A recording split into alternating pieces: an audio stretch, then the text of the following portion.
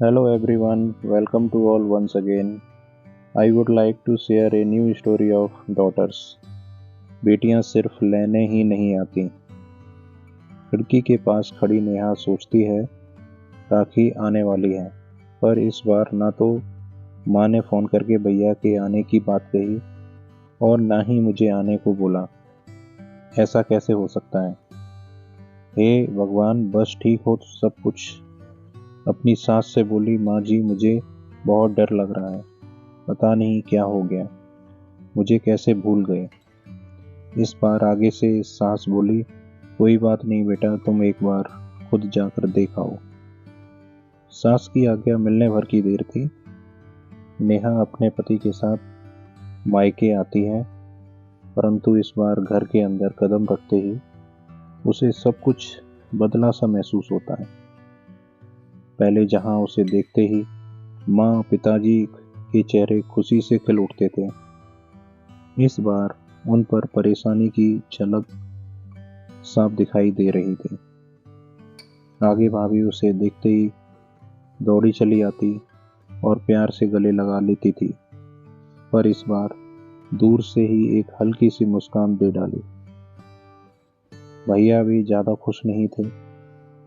नेहा ने जैसे तैसे एक रात बिताई, परंतु अगले दिन जैसे ही उसके पास पति उसे मायके छोड़ वापस गए तो उसने अपनी माँ से बात की, तो उन्होंने बताया कि इस बार कोरोना के चलते भैया का काम बिल्कुल बंद हो गया है, ऊपर से और भी बहुत कुछ। बस इसी वजह से तेरे भैया को तेरे घर भी न भेज सके। नेहा बोली, कोई बात नहीं माँ, ये मुश्किल दिन भी जल्दी निकल जाएंगे, आप चिंता ना करो। शाम को भैया भाभी आपस में बात कर रहे थे, जो नेहा ने सुन ली। भैया बोले, पहले ही घर चलाना इतना मुश्किल हो रहा था, ऊपर से बेटे की कॉलेज की फीस परसों राखी है, नेहा को भी कुछ देना पड़ेगा। आगे से भाभी बोली, कोई बात नहीं, आप चिंता मत करो, ये मेरी चूड़ियाँ बहुत पुरानी हो गई हैं, इन्हें बेचकर जो पैसे आएंगे उससे नेहा दीदी को त्योहार भी दे देंगे और कॉलेज की फीस भी भर देंगे। नेहा को यह सब सुनकर बहुत बुरा लगा। वह बोली, भैया भाभी, ये आप दोनों क्या कर रहे हो? क्या मैं आपको यहाँ तंग करके कुछ लेने के लिए आती हूँ?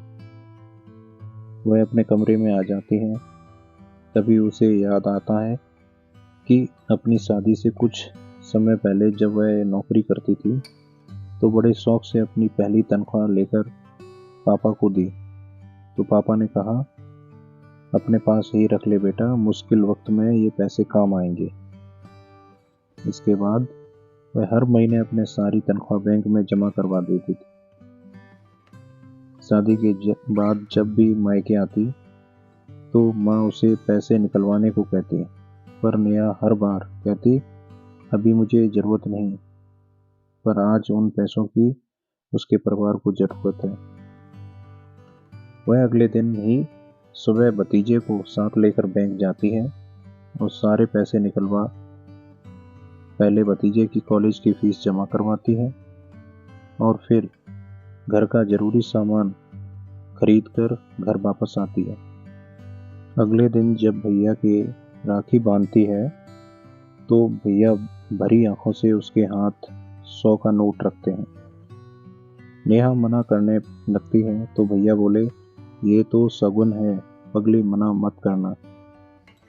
नेहा बोली, भैया बेटियां मायके शगुन के नाम पर कुछ लेने नहीं बल्कि अपने माँ बाप की अच्छी सेहत की कामना करने। भैया भाभी को माँ बाप की सेवा करते हुए देख ढेरों दुआएं देने बड़े होते भतीजे भतीजियों की नज़र उतारने आती हैं। जितनी बार मायके की दहलीज पार करती हैं, ईश्वर से उस दहलीज की सलामती की दुआएं मांगती हैं। जब मुझे देख माँ पापा के चेहरे पर रौनक आ जाती है, भाभी दौड़कर गले लगाती है, आप लाड लाते हो, मुझे मेरा शगुन मिल जाता है। अगले दिन नेहा मायके से विदा लेकर ससुराल जाने के लिए जैसे ही दहलीज पार करती है तो भैया का फोन बजता है। उन्हें अपने व्यापार के लिए बहुत बड़ा ऑर्डर मिलता है और वे सोचते हैं कि सचमुच बहनें कुछ लेने नहीं बल्कि बहुत कुछ देने आती हैं। मायके और उनकी आंखों से खुशी के आंसू बहने लगते हैं। सचमुच बहन बेटियां मायके कुछ लेने नहीं बल्कि अपनी बेशकीमती दुआएं देने आती हैं। जब वे घर की दहलीज पार कर अंदर आती हैं तो बरकत भी अपने आप चली आती है। हर बहन बेटी के दिल की तमन्ना होती है कि उनका मायका हमेशा खुशहाल रहे और तरक्की करे। मायके की खुशहाली देख उनके अंदर एक अलग ही ताकत भर आती है, जिससे ससुराल में आने वाली मुश्किलों का डटकर सामना कर पाती हैं।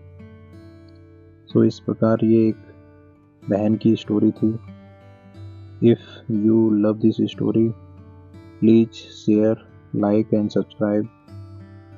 Thank you for watching.